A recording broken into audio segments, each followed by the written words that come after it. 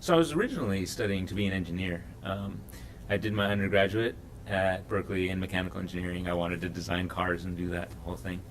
But there was another side to my life, and that was a real concern and a real passion for the environment.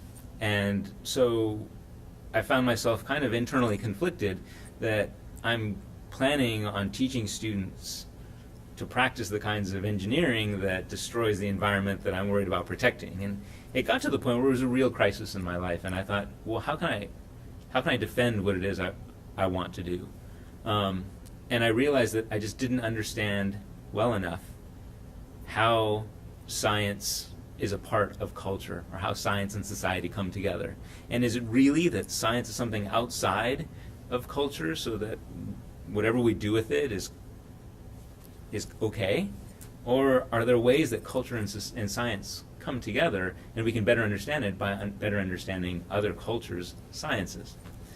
And that got me into studying Mesoamerica, because Mesoamerica develops independently of everything that we know of as modern science in Europe and in the Mediterranean region.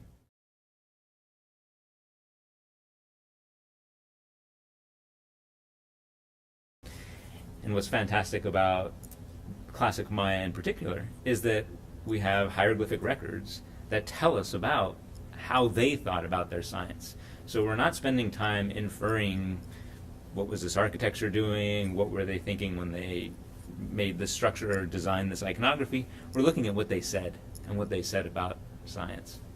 And that's what really grabbed my attention, and that's where I put most of my efforts. And the Maya came about because of the fact that we have hieroglyphic records that are written in pre-contact times.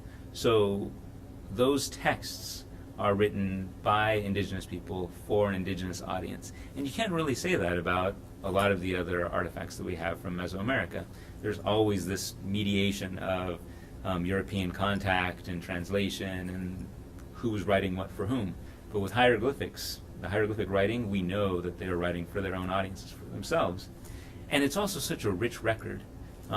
There's so much information there. We find out about families, we find out about rituals, how they thought of their own history, and then of course there's the science in there. And that's what really grabs my attention, is that we can see how they conceptualize science, what uses they were putting it to, and when you complement that with the very few manuscripts that we have, like codices, we can start to unpack a science, astronomy, in a very different culture.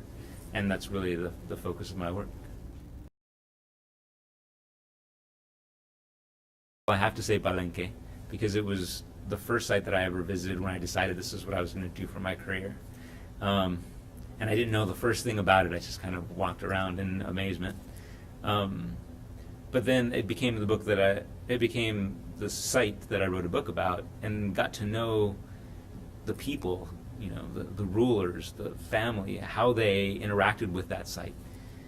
And so one of the really rewarding experiences for me was when I had a student come back to me after a summer, and the student says that he had just taken my book and walked through the site and looked at all the different places that I mentioned, and looked at and read about the people who were there, and it brought the place to life in a way that he never thought possible. And that was just tremendously rewarding. I think that's one of the things that we need to spend more time on, is thinking about the humanity of ancient Maya people, because so often we hear the phrase, the Maya, but that doesn't mean anything. They were so diverse. They had all kinds of different ideas. They lived in different places, in different environments.